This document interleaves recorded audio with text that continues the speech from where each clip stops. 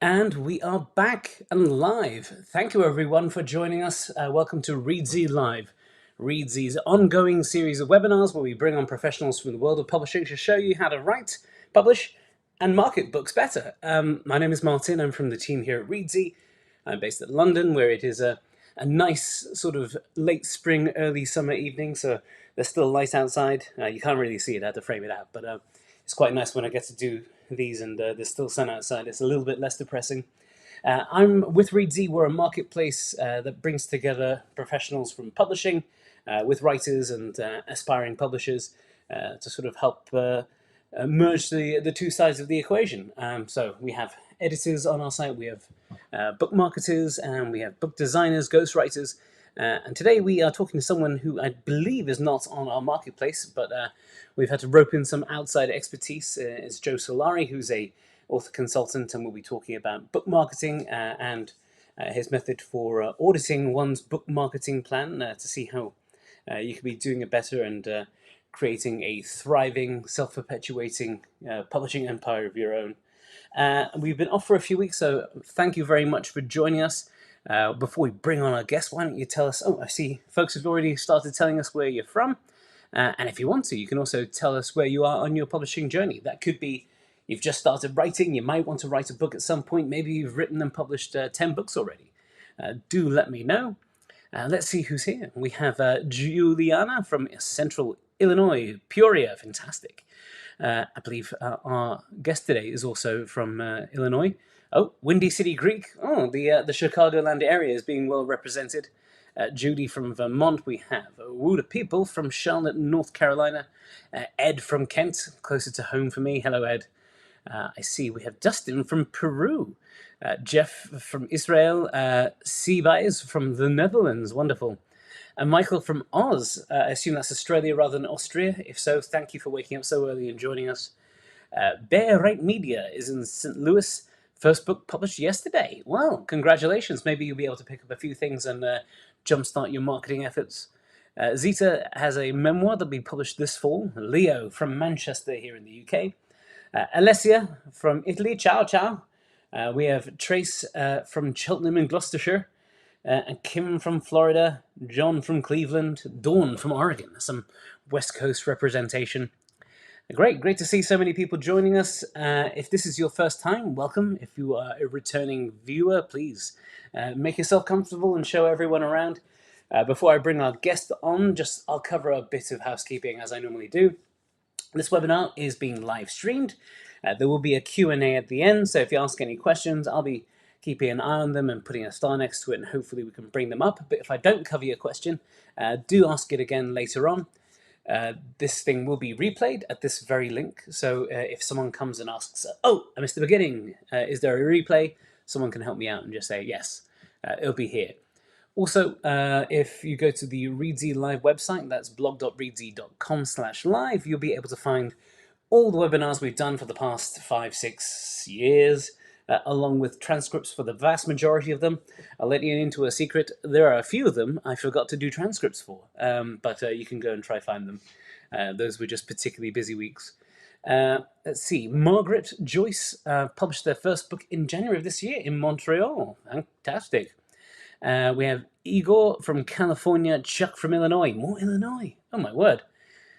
God, Joe, have you brought all your friends and family along? Janice is under contract with the publisher. Received copy edits to work with him on track changes. Interesting. From Canada also. Okay, I've noticed it's now 2 minutes past the hour. We have, I think, 478 people with us right now. We'll give everyone just a minute or two to roll in. But while they do, let me introduce my guest. My guest is a strategy and operations consultant for authors and publishers. He is the creator of Treat Your Writing Like a Business operating system for indie authors. And he is the writer of multiple titles that help writers thrive in a competitive market. Please welcome Joe Solari. Joe, welcome. How are you, Martin? Thanks for having me on. It's such a pleasure. Did you bring all these Illinoises? What is the demonym for Illinois? Well, I just want to first say what an amazing job you did saying Illinois right so many times, because so many, even people in the United States they call it Illinois. So, So we all thank you, all Oh, my fellow statesmen. We you're very welcome. appreciate you getting. Yeah. American pop culture has done its job. So, like, yeah, strangely enough, I think a lot of people in the UK, if they're asked to name all 50 states, they could probably rattle those off quicker than name all the counties in Great Britain. Yeah. Well, probably faster than most people in the United States. No, maybe if online videos are to be believed. Uh, but yeah, so you're from Chicago. Are you originally from there? Yeah, born and raised here. I did live overseas for about 5 years. I lived in Australia. I said somebody said they were from Oz. So yeah, I've gotten around a little bit, but most of my time has been here in Chicago.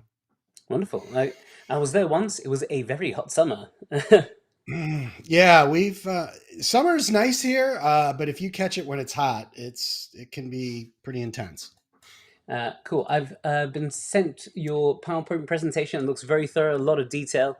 So I don't want to keep you very long. And there's a lot of stuff to cover. As I mentioned, folks at home will have a Q&A at the end. I'm not sure Joe will be able to see the comments as they roll in, so please forgive us if he doesn't respond immediately, but we'll have the Q&A at the end. Joe, if you need anything, I'll just be waiting in the wings. Otherwise, All right. I'll see you at the Q&A. Awesome. All right, everybody. So, yeah, my name is Joe Solari, and I help authors build great businesses. A little bit about why you should even listen to me. I work as a business consultant and marketing manager for a group of clients.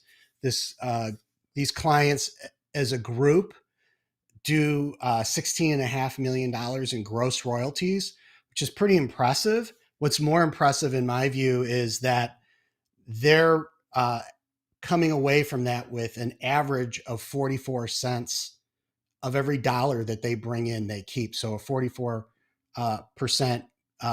net profit pre-tax. A lot of them, when they came to me, were not doing that well. They were selling a lot of books, but they weren't keeping a lot of that money. So really, what my specialty is working with authors to really, like I say, build great businesses and to help them see how they can actually keep more of the money that they make. And when you keep more of the money you make, you don't have to sell as many books. So what I've got for you today is I think it's gonna be a real treat for you, especially if you're kind of trying to figure out what to do with your marketing or what may not be working in your marketing. And what it is I've developed what I call the author marketing audit. And my slides going here. So why should you care about this audit? Well, it's going to help you to understand if your marketing is working. And sometimes it's hard to see that, especially in the early stages of your career.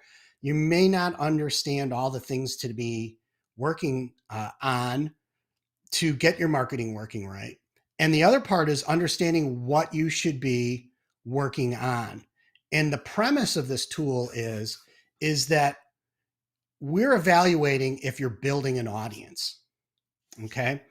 A lot of the stuff that you see about marketing, and especially when you're talking about advertising, it's really focused on selling the next book. What can I do to sell more books? And I'm here to say that there's some fundamental flaws in that idea, because it's not about trying to be the loudest yelling about your book in the marketplace, because there's so many people in the marketplace selling books today. What it is about, it's about building an audience, and it's about focusing on what is the finite resource in the equation. So if we go to basic economics and we have a supply and demand, right? Your books are the supply to the demand of attention. And attention is a finite resource. And especially when you talk about reading, and I'm not talking about comparing it to, well, as a person making a decision to watch Netflix or read a book. That's not the battle I'm talking about fighting. What I am talking about is the decision for a reader, and maybe Martin, you can see this in the comments, but for authors that are voracious readers, how often would you rather go back and read a book you've already read than take the time to find a new author to read? And I think if you're that kind of person and you've done that before, and you're not thinking about that when you, as the author, is trying to go out and find new readers, you're missing an important point. And that is that resource of attention, of that time that I go to read a book as my pastime, is so precious to a reader that you need to be understanding how you can win that over. And what's cool about it is once you start to understand this idea and understand that it's a complex behavior. And what I'm talking about here is you'll hear people say, well, my book went viral. Well, you may have had a viral event in your marketing and a lot more people got visibility to your book. But the actual act of somebody adopting your book is a complex behavior. It is a contagion, right? It will spread, but it's what's considered a complex contagion. So a simple contagion is I cough on you, you get sick, or I tell you a piece of information like the weather in Chicago is 78 degrees. Now you know that. A complex contagion is where it takes a group of people to really support each other through what could be called peer pressure, but it takes them a lot to adopt that behavior. Once they adopt it, it becomes their new behavior. And I'll give you a perfect example of this in reading. I call it the barrier to exit and entry. So as a new author, getting somebody to adopt your book, which means not only buying it or reading, getting your reader magnet and downloading it, but reading it, right? Reading it and then deciding, I like this author, I want to continue to read them. There's a big barrier to entry on that, right? Like I said before, they may want to just go read another book they've already read. Once they adopt that, they're on the other side of that. And now it's a barrier to exit. They've now put you in that category of, oh, I like this author, I will read more of their stuff. So what can we do to help you figure out if you're building a system for your books to do that? So what I've done is I've built this assessment tool, and it's 20 questions, and you see there's a QR code here. You can use that to go to the assessment. Now, don't rush off and do that now. Let me walk you through some stuff, and you can go do this to your heart's content afterwards. But it's free. You go answer these questions, and this is an example of what it looks like, right? So it's going to ask you a question like, I understand how the popularity market works. And then you benchmark yourself on that. Do you agree or disagree? Or are you neutral on that? Now, if you don't even know what popularity market means, you would say, I rank it a 1. Now, you're not going to be able to rank it a 1 after this presentation because we're going to talk about that in a minute. But you're going to go through and you're going to do that for all 20 statements. And what will happen is you'll get a score. Now, what you see here is how past participants in the survey have fallen on the scale of their scores. Now, if you answer neutral on 20 questions, 3 times 20 is 60. So think about what you're seeing here on this slide in that 70% of the authors that have taken this assessment feel they're subpar, they're sub-neutral on this idea. So when you do it and you come out with a score that may look like that, understand you're with the majority of people and that you have a fantastic opportunity, because if you're one of the people that adopt these ideas and really works at this hard and move yourself up into that top 30%, you're going to have a business that operates differently because you're always going to have an audience to access that's engaged with your books. You're not selling books. Your reader and your audience is waiting for you to finish the book so they can buy it. Fundamental shift. So what are these 20 things we're talking about here? Well, I'm not going to go through all 20. You fall asleep on me. I'm going to talk about 2 of them, and we're going to dive into them and a little bit of specificity. And then from that, you should see the power of getting better at these 20 elements. So let's go back to the one we were talking about. I understand how a popularity market works. So in 2020, I wrote a book called Advantage. And I wrote this book based on the research that I did when I was looking at my clients. And I had wildly successful clients. And when I would ask each one of them what made them successful, they would tell me something different. One would say, well, I do Facebook ads. The other one says, well, I got a book club, or I had this, or I had that. And there was, from at first blush, I couldn't see anything that was a common element that I could say. And was it a situation where one should be doing this or the other one should be doing that? I needed to know. Well, I did a bunch of research, and one of the things I found out in this process was that we all are operating in what's called a popularity market or a winner-take-all market. And this is a really interesting component for us to understand when we're thinking about marketing. First off, this is a piece of research from a professor, Takashi Iba, about just this, what they call a power law distribution in a book market, right? And what power law distribution is the idea of Pareto principle, or winner takes all market, where a few get all of the results. So when Wilfredo Pareto came up with the principle, it was that 20% of the people owned 80% of the land. And in the book market, about 2% of authors make 60% of the money. It's a very, very highly focused market on these few winners. And this particular guy validated this by looking at the Japanese market. And there's a mathematical formula that they can use to kind of predict things. What I really found interesting, other than he helped me to see that this was part of the hypothesis that I had already had, was this idea in this little picture where he talked about the market being a complex self-organizing system that has a positive feedback loop.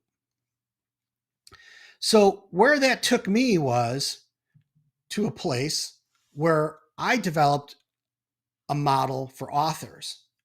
And that model is the idea that you connect with your reader on a one-to-one, or what I call the neuroscopic level. And in fact, that connection is done at a very intimate level. It's inside their brain, and it's with your characters in your story world, and they're attaching to those feelings, and that character is actually manifesting in the same place in their brain as they hold the associations of friends and family.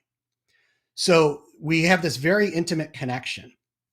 And if we get somebody that does that and they've attached their identity to your characters and story world, if we can then pull them into a cohesive group, so to give them this next piece of what helps them fulfill their identity, of the idea of like, you're part of this group of Star Wars fans or Harry Potter fans or this other author, whatever it might be, we can get this group that coalesces, that acts as a community, that has a social benefit. But here's where the marketing kicks in. If we can take that small group of people that are very identical and tell them, when you launch your next book, that book is going to release, and they come and show up and buy that book, the Amazon algorithm sees that happen and can say, wow, there's all these people with these very similar characteristics that are buying this book at an above average conversion rate. And I know so many more of them. Let me show that book to more people like that and see if they buy it. And when they do, they keep showing it to more and more and more people until it stops working. Now, that could happen in a matter of days or hours at the speed of the markets today. But you see how you create this positive feedback loop, because Amazon or whatever sales platform, if you're selling wide, is going to try and find like buyers. And then when you get those people, if you have a system that you bring them in and capture them so you can put them in that community again, you build this loop where you can keep compounding and compounding and compounding. And that's what I call cumulative advantage. It's collecting resources today that we can use in future rounds to win the game in future rounds.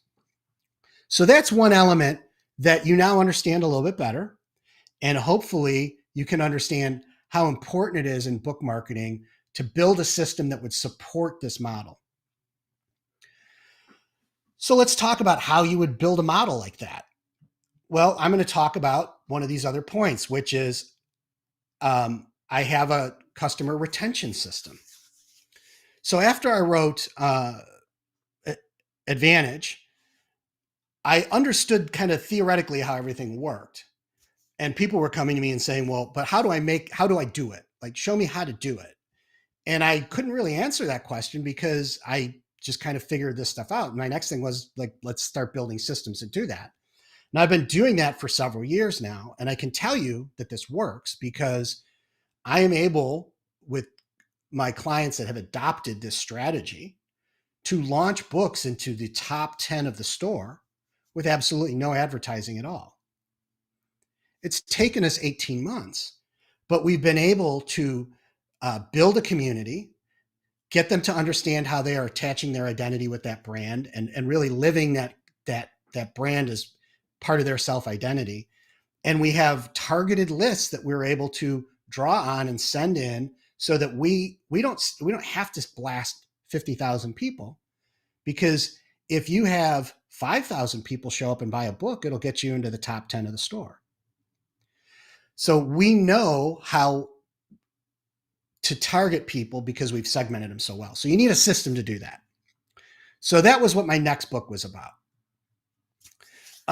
And the other thing you have to think about is if we're trying to compound results, we really have to worry about attrition. And this is one of the things that's it's kind of a good news, bad news story for authors. It's like good news is when you get a reader that really loves your stuff, they're going to read all your stuff, which means it's almost the same as attrition because they'll consume whatever your backlist is, and then they're sitting around waiting for your next book. And now they become another potential for attrition going somewhere else, or churn, whatever you want to call. So we need to build a system. And what you see here on this slide is something from my page out of that book, Attention, where I talk about this, building this gamification and using, tools from how brand cults are built to gamify and build a system that gets people to dive deeper into your brand and show you how they want to participate in it. So that's what has to happen, in my view, even before you start to run ads or really push things. If you don't have a system that can capture those readers when they come into this world, then all you can do is lose them, right? So like you want to have a bucket, but if you don't even have a colander, you can't catch anything, right? So like part of what is a lot of the work moving forward in the system that I'm describing is building out this back end. The cool thing is once it's built, it does this automatically. And I'll give you one more example. This is what's called a read-through sequence. So this is a series of emails that would be triggered by people downloading back matter from your books, like bonus chapters or epilogues, where along the way, all you're trying to do through this series is not sell them anything, but just get them to read the next book. And too often what we do with our newsletters is we think of it, it's like, I'm going to capture these people and then I'm just going to pitch them stuff I want to sell, rather than building automations that when somebody is reading in your series, you don't disrupt them. Because if you put a system like this in place, you're getting them to the next sales objective you have.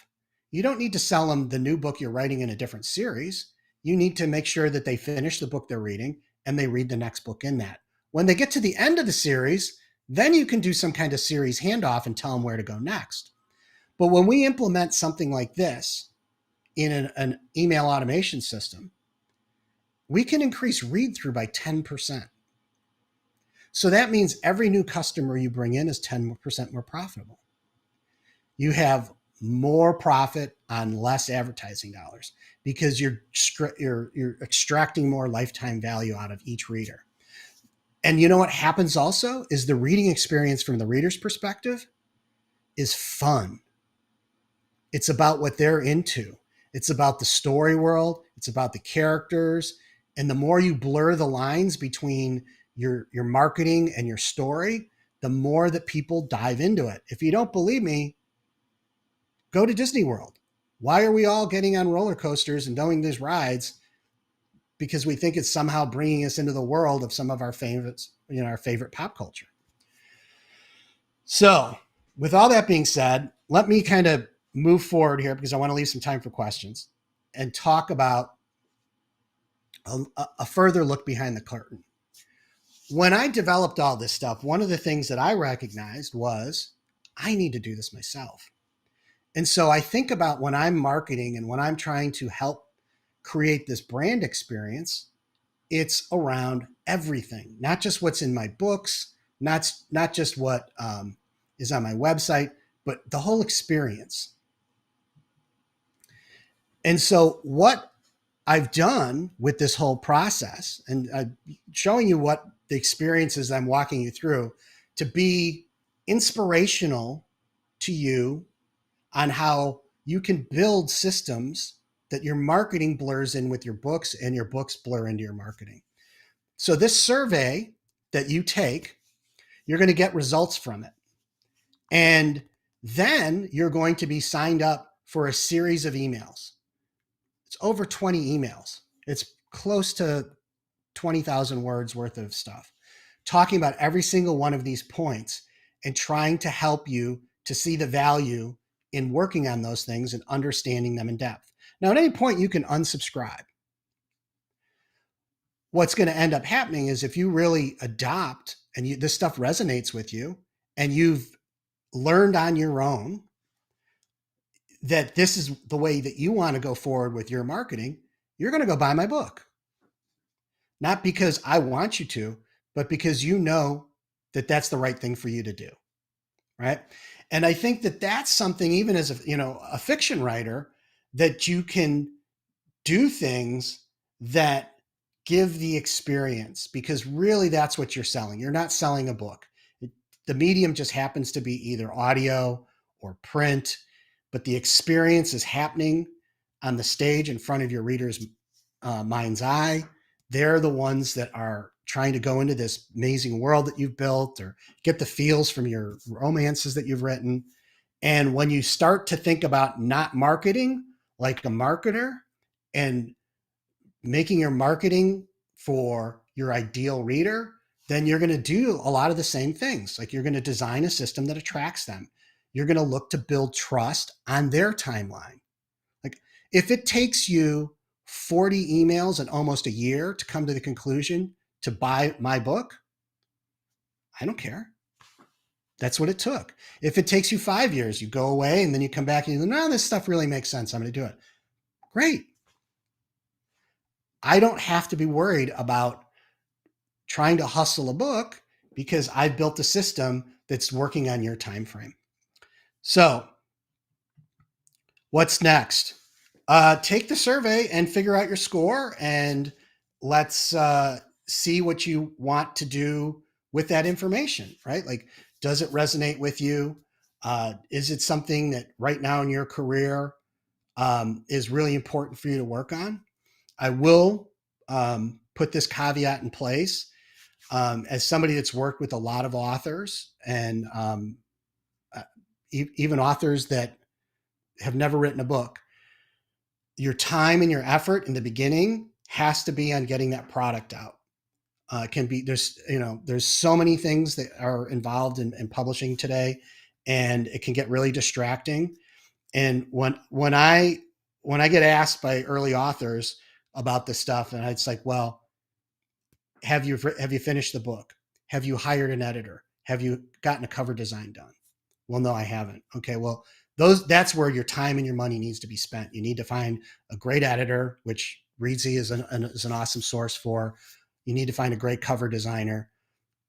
And again, Reedsy is a great source for that can make that product the best it can be with the resources you have today, right?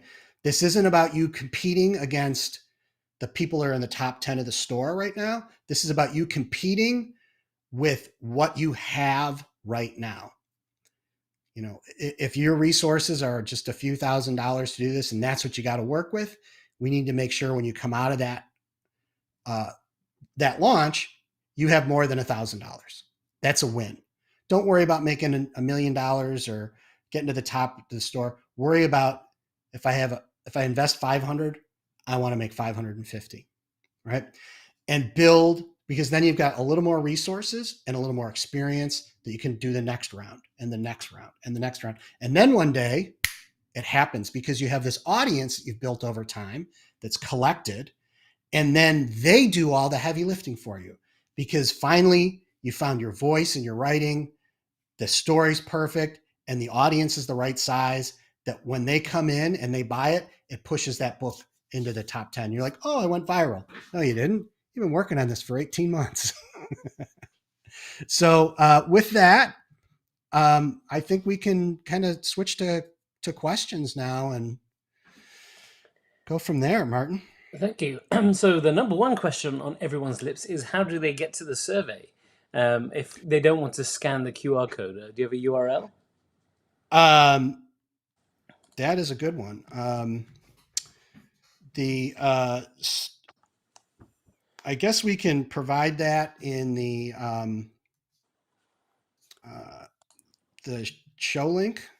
Yeah, well, is it just joesolari.com, or is it something specific? Well, if you go to joesolari.com, that is not going to take you to the survey. Okay, let me try bring it up on my phone, and then I can share it. Yeah, I just turned my phone off. That's why. Well, this is a very, very smooth, very professional. Let me see if I can actually share it on there. And I'm just posting it to the comments. Oof, that's my personal. One other thing while you're doing that, and thank you for doing that for me. Let me share one other thing for people that want to interact with me. What you can do, if you just go to joesolari.com and you scroll down past, some of the comments, there's an area that says where I can help you. I have a place where you can sign up. You can schedule a call with me. It's absolutely free. Absolutely free. I'm not going to try and sell you anything. I'm going to talk to you specifically about your business. It's on Thursdays. I've been scheduling hours with authors since I've been doing this for the last 5.5 years, as a way to help authors. If you haven't written a book, I don't care. It doesn't matter to me. If you're serious about getting into this, I would be happy to give you. They're about 25-minute long calls, 25 minutes of my undivided attention to talk about what your problems are. And originally it came out of the idea of some of the stuff I talk about tends to be around taxes and, personal business stuff that you probably don't want to be sharing in a Facebook group or at a conference. So it's like, hey, you do this offline on our time, because the other problem is at conferences, I just didn't have enough bandwidth to talk to everybody. So that's something there. Go there, you can schedule a call. Did I give you enough time to find the link? Well, I did post it as well. I suspect that YouTube prevents you from adding that particular. Oh, just wait, I found it. It was just the query string, which was not liked. Here we go. Posting it now. I'm going to pin it there. All right. Thank you. So I'll add it. I'll share it later for anyone who signed up on Eventbrite. Ooh, we've got one thumbs down, probably about the QR code kerfuffle. But we do have some ones here. Catherine Burr asks, is this approach designed for self-publishing? What about authors who are involved in or aiming for traditional publishing? That's a great question. And I think that the world we live in today, there is no difference. If you want to be very successful in your career, you have to build an audience. And the better you are at building an audience, the faster you will attract a trad deal, because the traditional publishers out there, their model is they've only got so much attention they can devote to any one specific book, right? They're publishing however many books in a year, and they're going to give you 3 months of attention. And if your books take off, they're going to give you some more love. If they don't, you're going to get consigned to the bargain basement. So the more that you work on building your audience and having a direct relationship with your fans, then you get to decide how you want to do whatever you want. And a perfect example of that is the Brandon Sanderson situation, right? He was traditionally published for his whole career. He just recently did a Kickstarter where he sold $41 million worth of material. And here's the thing that people have to really remember is everyone gets excited that he sold $41 million worth of subscription boxes and books. He has 106,000 names on an email list now of people that have bought stuff from him. That list is worth $500 million. It's the most powerful list in epic fantasy. So my answer to that question is if you think that way, then I don't really see a difference between trad or indie. I've got some other great questions here. Katie Fitzgerald asks, at what point should you start this marketing process before your, in this case, her first book comes out? Yeah, I would start it right now. If you're getting started, I suggest you have not only your first book, but you have a novella or a short story that's a prequel to it. And even if you write that afterwards, which is kind of a better ideal, so it has a good fit.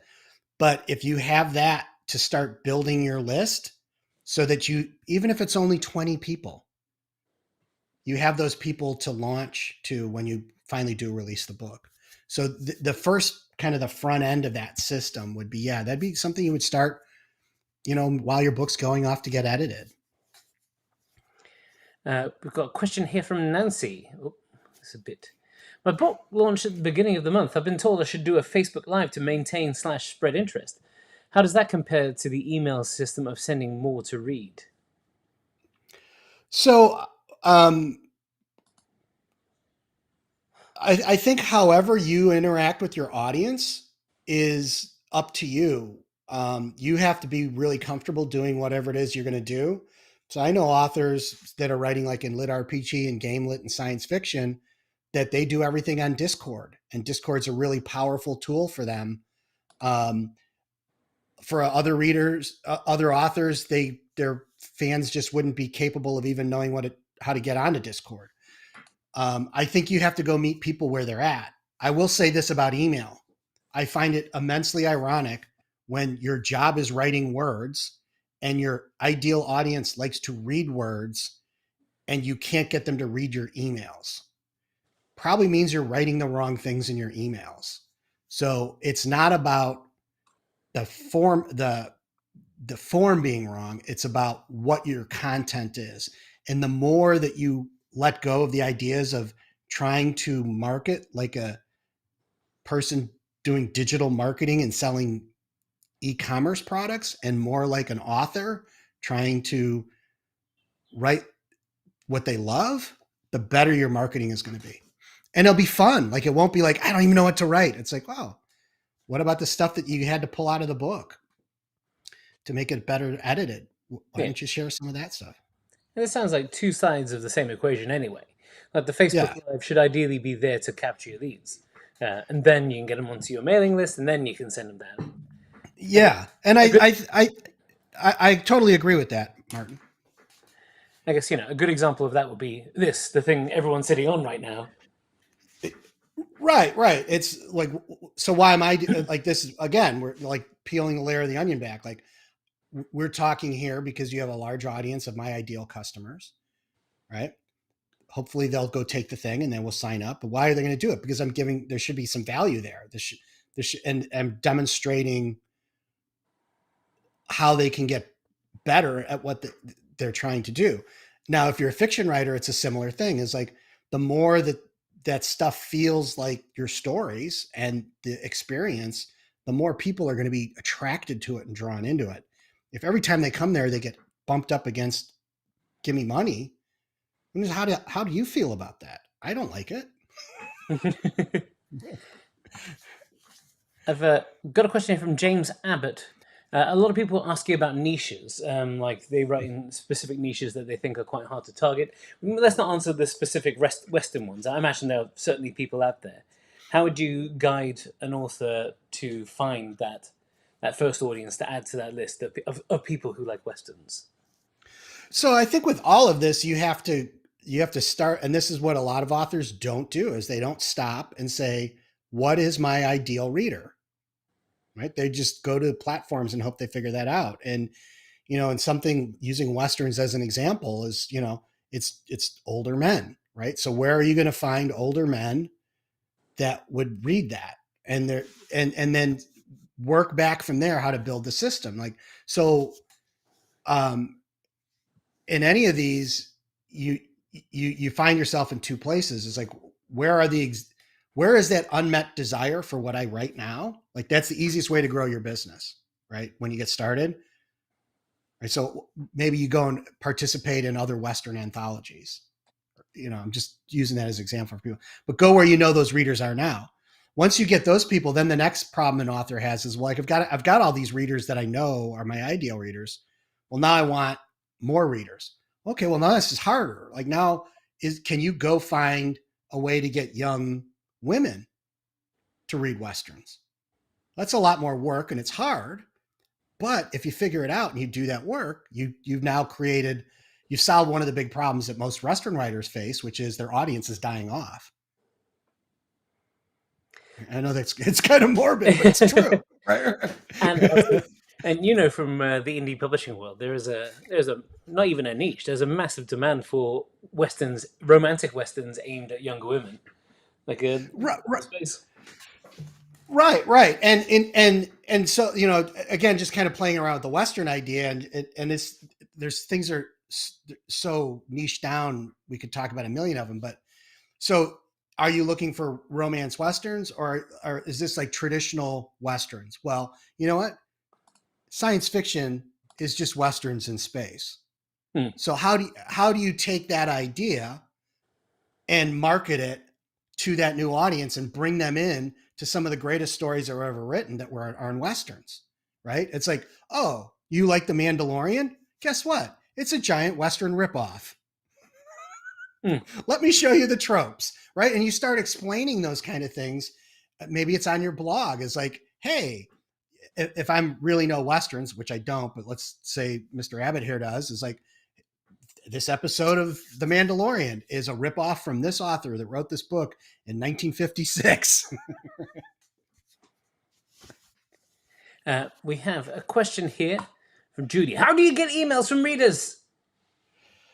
Well, the easiest way to get emails from a reader is in the back of your book. So at the end of the book, if you have a bonus chapter or epilogue or something that helps them to keep going in that story world. So like, if you like that side character from chapter 20, I've got this little story about him. Get on my email list and I'll send it to you.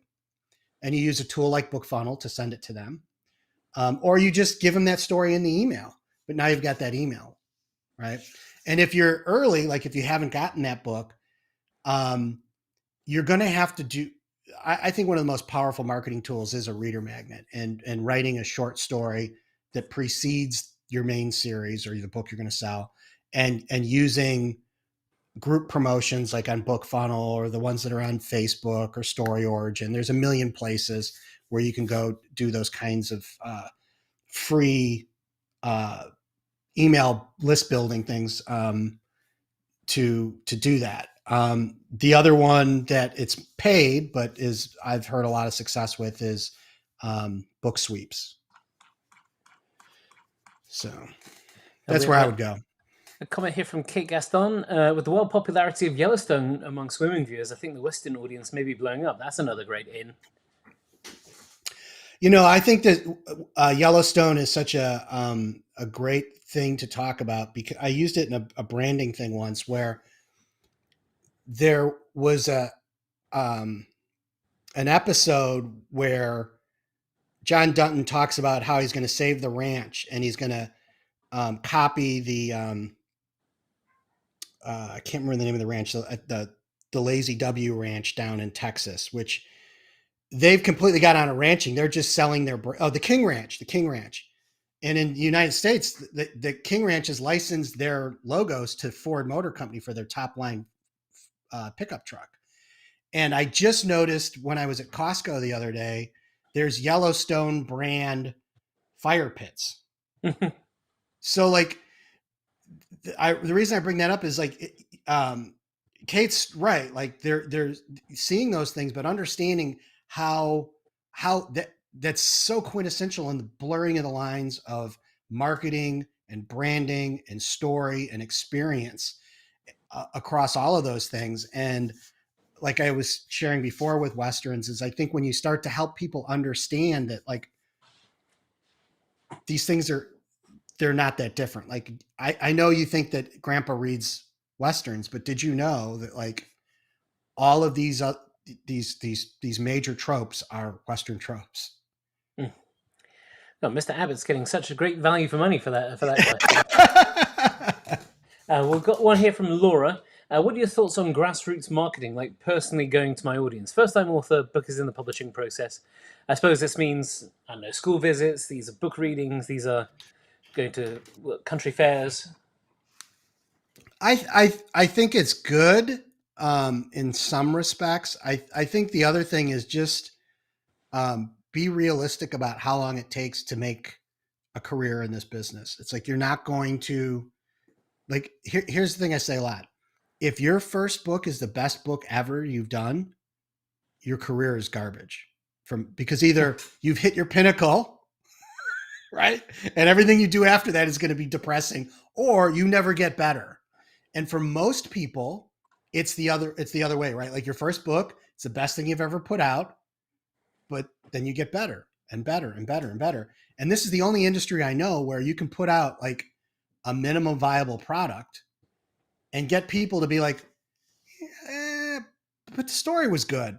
I'm going to stick around, right? Like if Martin, you and I decided to start like making cars and like, well, we don't put the engine in all of them.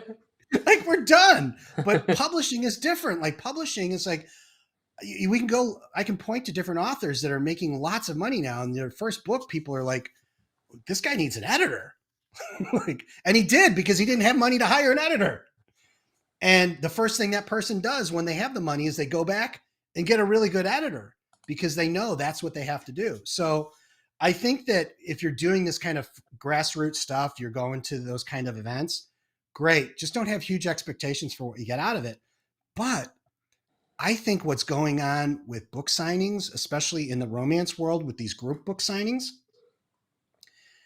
is really, really powerful because what's showing up, I was just meeting with a client who was in Chicago for one of these big book signings that readers pay to go to, right? And there's hundreds of rabid fans all showing up for 2 days, right? So think about that when you're with this product, how important it is to them. If you pay $450 for a book and then they pay $45 for a ticket to go to meet you, but really they pay more than that because they had to drive there or they had to fly there and maybe they're going to stay overnight at the hotel. So like that's how much they're willing to pay for the experience. It's thousands of dollars. So, anytime that you can get in front of your fans and build a one-to-one relationship, yes, absolutely. I've got a question here. Pascal asks, what do you think of social media for marketing a book?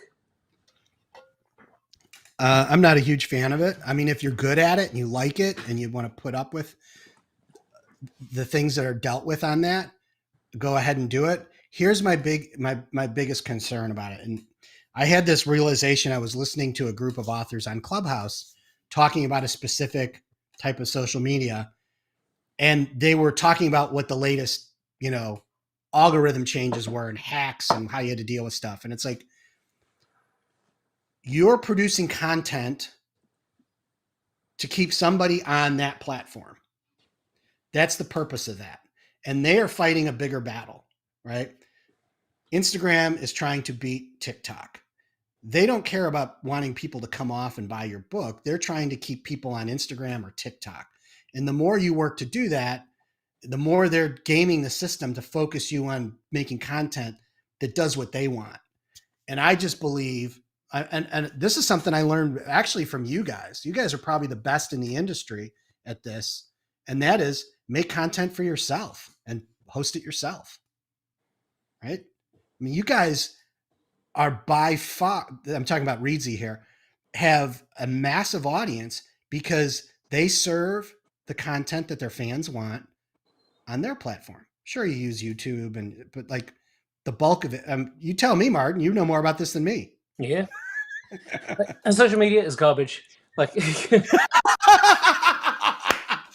so he sums it up in 4 words. like we have like a mailing list of hundreds of thousands, like top end hundreds of thousands, and I can send out a newsletter and get people to open that about 30%.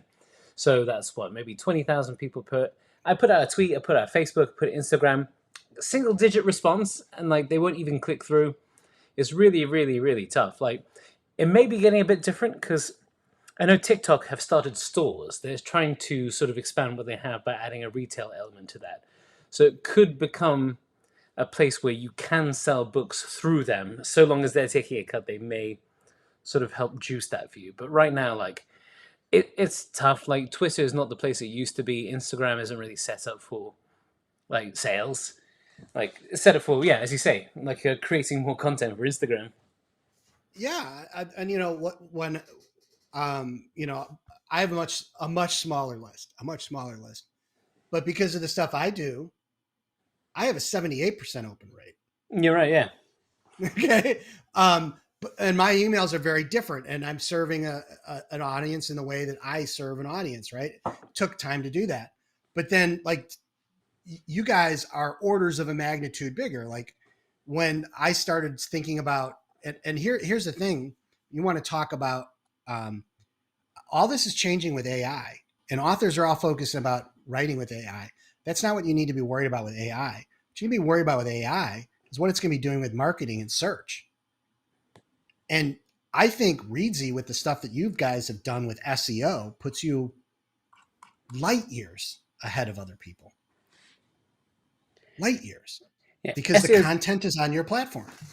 Yeah, it's a tougher thing to do for individuals and for smaller brands because it's taken like a lot of work and a lot of years to get to the point where we can post something and expect organic traffic from it. Which is why it's easier to go out there and get names on newsletter lists, in any other way you can. Yeah, but you guys started with 0 on a list. Yeah. It was a long time ago, but yeah.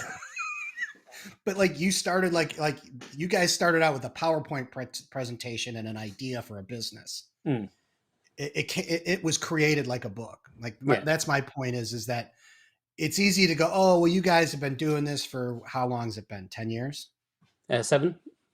7 years. Mm. You've got some smart people that know what they're doing. You've got a team. Those are all excuses.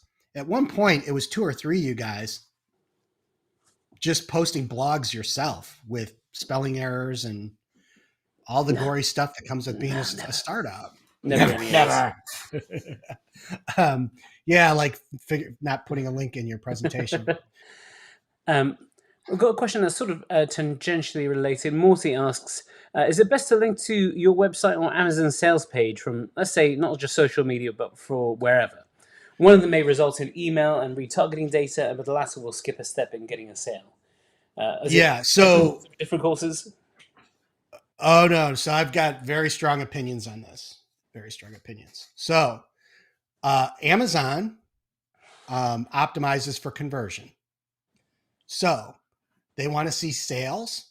And if you start sending a bunch of traffic that is garbage traffic that's just going to bounce, you drive down your conversion rate. So traditional marketing tells you Um, oh, you don't want too many layers in there because every click you lose 50% of the people. I'm not going to disagree with that. I agree with that.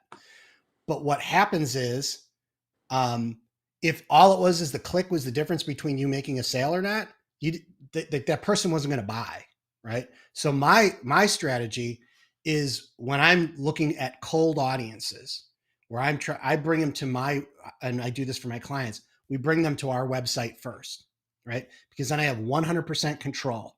I can bring them to a landing page where I tell them my story. I don't have other authors' advertisements on my page to distract them. They're not going to land there and go, oh, yeah, I had to get dog food and click off and go buy dog food. I'm going to bring them there and I'm going to get them conditioned. The people that I send when a book launches to sell come out of my list. And that's because I know where they are, right? They're not cold. They're not warm. I know they bought, and I'm just telling them, helping them to buy the next product. So it's a lot of complexity to this whole idea, but the short answer is I would rather bring my people to a page and have the bounces happen there and then be able to retarget people off of that page that I want to, than have them bounce on Amazon and drive down my conversion. Mm. And I know some people are going to tell me I'm full of it, but that's how I roll. I've got one from Kim here, who's, I guess, asked this question earlier.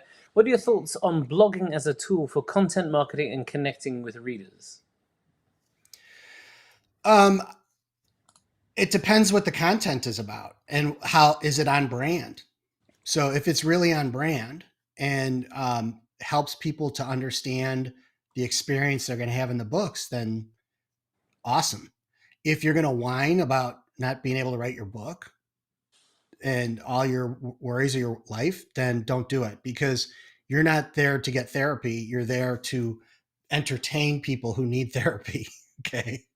Um, you want, if it can be about your life, if it's on brand and it's fun and it's going to get people to understand. If not, and if you're uncomfortable sharing that kind of stuff, then just make it about your characters in your story world. In fact, it could be you could create a character in your story world that does the blogging, right? Have fun with it. Make it part of the brand. Yeah, I imagine there was probably an era where authors were just strong armed into keeping a blog by their agents and publishers and just used it to just moan about, I don't know, the gardeners next door or the garbage men. We've got a question here from Sandra. Joe, how much time does your marketing approach require? Does it leave time for writing? So here, building a system like this takes a lot of work, especially if you come into it late. Like when clients come to me, like they're ready to kill me because they're like, I've got 40 books and you want me to do all this stuff for 40 books? It's like, well, yeah, I do, but let's just start with one series. Let's start with one series. And if you see the results that I said, then you'll want to do it for everything. And reality is there's some of your stuff that's garbage and you shouldn't do it for it. But like here's the flip side of it. If you're getting started and you start building it out as you grow, it takes less work. And the beauty of it, if you're building it around something like an email automation system, and you have where they come in on a lead magnet, the whole objective of that series is just to get them to read that lead magnet, that first novella. From the back of that, you go into a warm sequence to sell them your first book, and then you have a read through series as you're building out your series. It's it's work as you go along, but then it's running 24/7. And the reality is people read a lot slower than we think. So, you built it 6 weeks later, they finish a book, they drop into the right place in that sequence, they get the right emails, they can move along. And now it's automated and it keeps working on its own. So, if you want a specific amount of time, it's probably realistically keep it all working 5 to 10 hours a week. That's if you spend a lot of time on it. Yeah. Like we always try to convince people that, indie publishing is a publishing job. You're doing the job of an entire team that would be at a publishing house. But, Yeah, I guess it yeah, is like creating efficient processes. I know some authors, maybe the ones you work with, will have like virtual assistants to take care of some of the more procedural stuff. yeah, yeah. Well, I'll give you a perfect. So, and you're absolutely right, Martin. But like, if in your first if in your first email that you sent somebody after they got a lead magnet from you, and you said, "Hey, I know you just downloaded my my new novella. I hope you love it." Most people that download this, they're usually reading something else when they find it. I'd love for you to hit reply and just tell me what you're reading. Now that means I just put you in a situation where you're manually answering emails. Why would you do that? Well, one, I just improved your email reputation because you're going to have people replying to you. Two, early in your career, you've got time. Three, you're going to get comp author details. You're going to get people telling you what they're reading and that they're interested in your stuff. That's going to help you do better research going forward. And down the road, if you're so successful that you can't answer those emails, that means you hire an assistant. But it's like, it's the idea of how do you have that approach of people feeling like you care so that they care. And you'll find that that's what really drives somebody's going to write back with one of your favorite books and you're going to be compelled to write them back. That is my favorite book. I can't tell you how my life changed when I read that book. You have a chance there to make a fan for life. And on that note, we're reaching the top of the next hour. Folks at home, we really want to thank you for joining us today. These are some great questions. Do head to joesolari.com. I have the link to get the audit at the top of the chat right here. If you sign up through Eventbrite, I'll also send you the link for that one next week. There will be a transcript of this. Joe, thank you so much for spending an hour with us. Do you have any final thoughts for the people at home before we sign off? No, just stick to it. It's if you really are love this, it's a great industry.